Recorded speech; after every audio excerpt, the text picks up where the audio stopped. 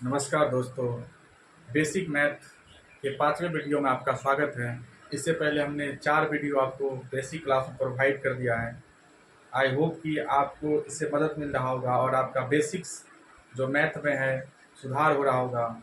और आगे देखेंगे फिर से हम संख्याओं के बारे में चर्चा करेंगे। आज हमारा फाइनल क्लास होगा इसमें संख्याओं के बारे में। आज के बाद ये कंप्लीट आपका संख्या के बारे में जानकारी आपको होगा। और आज ही हम लोग देखेंगे विभाज्यता के नियम, रूल्स फॉर डिविजिबिलिटी। तो देखिए, पहला संख्या हमारा जुड़वा अभाज्य संख्या। देखिए, जुड़वा मतलब क्या होता है, जोड़ा होता है संख्या का, लेकिन उसमें क्या अभाज्य संख्या। तो सबसे पहले जुड़वावार होने के लिए क्या करना पड़ेगा, उसको अभाज्य संख्या होना पड़ेगा। तो इसका डेफिनेशन होगा जिन दो अभाज्य संख्या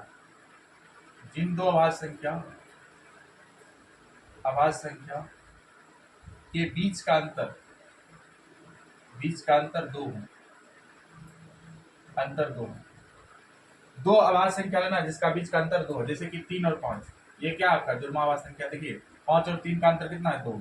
फिर 5 और 7, 11 और 13, 17 और 19। इसी तरह का आप देख सकते हैं कि देखिए दोनों 3 अभाज्य संख्या, 5 अभाज्य संख्या। पिछले क्लास में हमने इसकी चर्चा की है। 5 में 3 घटाइएगा 2, 7 और 5 दोनों अभाज्य संख्या, 7 और 5 घटाइएगा 2, अंतर 2 आ रहा है, देख लीजिए। 13 में से 11 घटाइएगा 2, 19 में से घटाइएगा 2। अब देखिए सभाज्य संख्या उसको बोलते हैं, ठीक है, जिन दो संख्या का एचसीएफ क्या हो, 1 हो। जिन दो संख्या का एचसीएफ बोले तो महत्तम समावर्तक 1 हो। कोई भी संख्या ले लीजिए, जिन दो अभाज्य संख्या है, अब सभाज्य संख्या है तो अभाज्य संख्या लेना है। जिन दो संख्या का एचसीएफ क्या हो, 1 हो। तो आप ले सकते हैं 2 और 3। देखिए इसका एचसीएफ कितना होगा, 1 होगा। 2 और 3 का एचसीएफ निकालेंगे। उसके बाद फिर आप ले लीजिए 5 और 7, इसका भी एचसीएफ क्या होगा, 1 होगा। तो जिन दो संख्या का एचसीएफ क्या होगा, 1 होगा, उसको हम क्या बोलेंगे, सभाज्य संख्या बोलेंगे। अब देखिएगा कि भाज्य संख्या और यौगिक संख्या, भाज्य संख्या को यौगिक संख्या बोलते हैं। भाज्य संख्या उसको बोलते हैं जिसकी गुणनखंडों की संख्या और या वर्गों की संख्या क्या हो, 2 से अधिक हो। गुणनखंडों की संख्या, अब देखिए गुणनखंड क्या होता है, जिन संख्या की गुणनखंडों की संख्या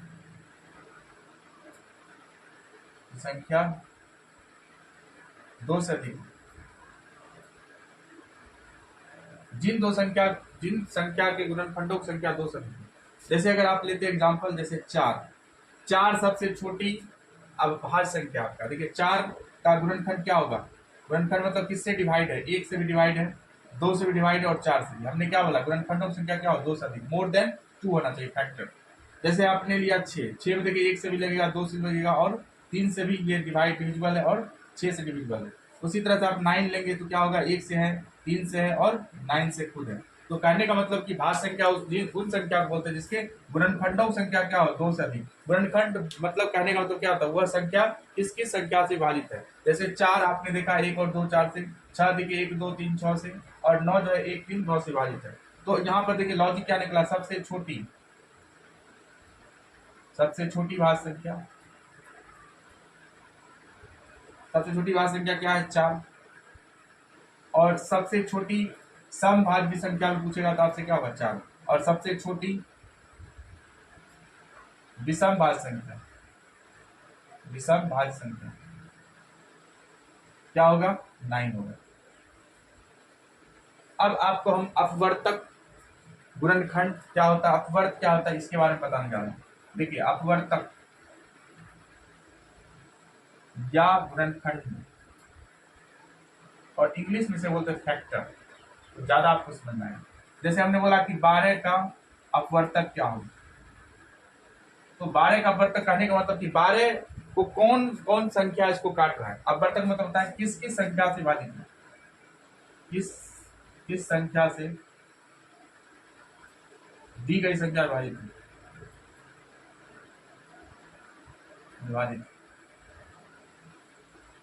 12 का अपवर्तक अगर देखेंगे 1 से भी है, 2 से भी है, 3 से भी है, 4 से भी है, 6 से और 12 से भी। तो अपवर्तक मतलब क्या होता है कि वह किस संख्या से विभाजित है। 15 का अपवर्तक, अपवर्तक 1 से विभाजित है 15, 3 से भी है, 5 से भी है और 15 से भी है। तो यही क्या होता है, गुणनखंड कहलाता है, अपवर्तक कहलाता है, फैक्टर कहलाता है। अगला होता है अपवर्त। अपवर्त किसे कहते हैं, या इसी को गुणज बोलते हैं, इसी को मल्टीपल बोलते हैं इंग्लिश में। ये टेबल होता है, ये क्या होता है, टेबल, टेबल, टेबल होता है, टेबल होता है मतलब पहाड़ा होता है। जैसे हमने बोला 12 का गुणज क्या होगा, 12 का गुणज, तो 12 का जैसे टेबल 12, 12 दूना 24, 12 की 36, 12 चौका 48, इस तरह से होता है। जैसे हम बोलेंगे 10 का गुणज क्या होगा, तो 10 का पहाड़ा, 10, 20, 30, इस तरह से चलते रहेगा। ठीक है, आई होप कि आपको ये सब समझ में आया होगा। अब हम आगे विभाजता के नियम, रूल्स फॉर डिविजिबिलिटी को स्टार्ट करने जा रहे हैं।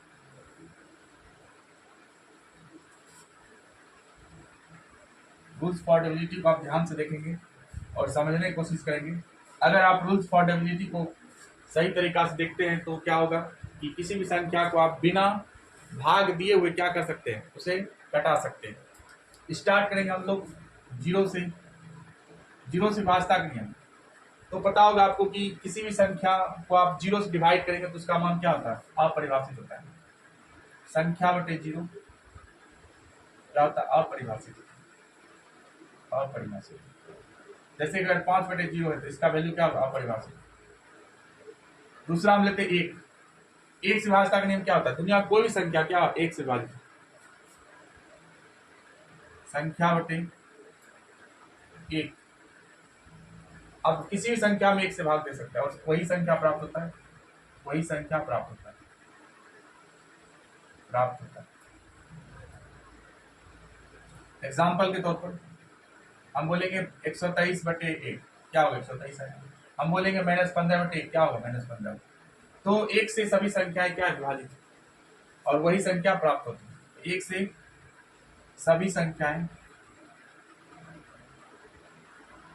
विभाजित।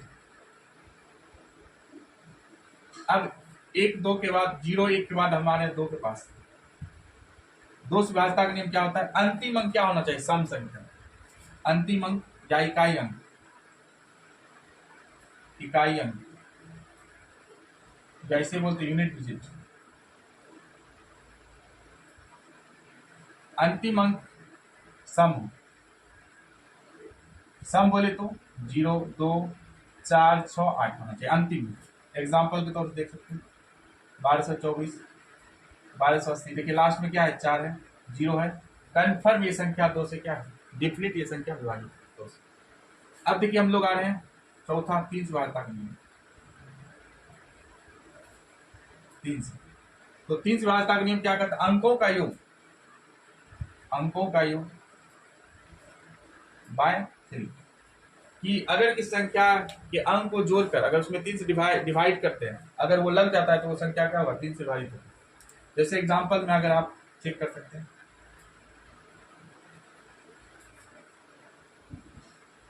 रिमाइंडर 0 मतलब पूरी तरह से विभाजित है। अब देख सकते हैं एग्जांपल के तौर से, जैसे क्या ये संख्या 3 से विभाजित है, तो हम क्या करेंगे, अंक को जोड़ेंगे, 3 3 6 6 1 7 2 9 और 9 में 3 से भाग देंगे क्या होगा, 3, मतलब पूरी तरह से क्या कट चुका है, यानी ये संख्या क्या है, 3 से विभाजित। और दूसरा एग्जांपल, बहुत बड़ा संख्या ले सकते हैं, क्या ये संख्या 3 से विभाजित है, बिना भाग दिए। लॉजिक क्या कहता है, अंकों का योग बटे 3 और रिमाइंडर क्या होना, 0, पूरी तरह से विभाजित होना चाहिए। देखिए 4 2 6 6 3 9 2 11 1 12। तो आप ये देख सकते होंगे कि ये कंप्लीट क्या है, 12/3 बराबर 4। पूरी तरह से ये संख्या क्या है, आपका विभाजित। अब यहां पर देखेंगे आप 4 से विभाजता का नियम, 4 से,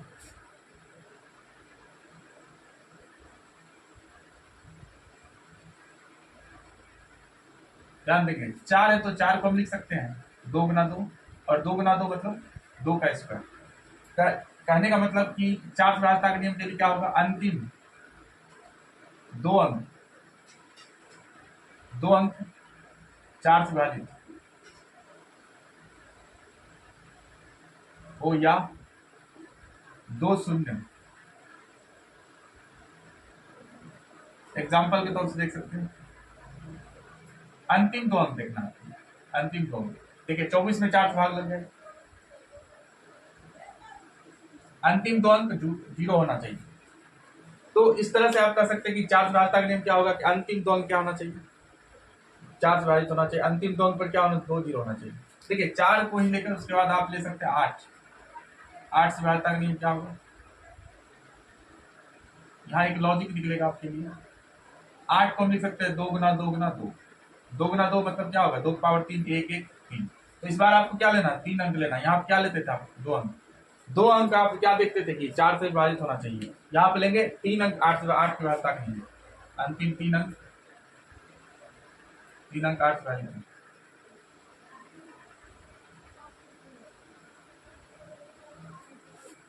या 3 0।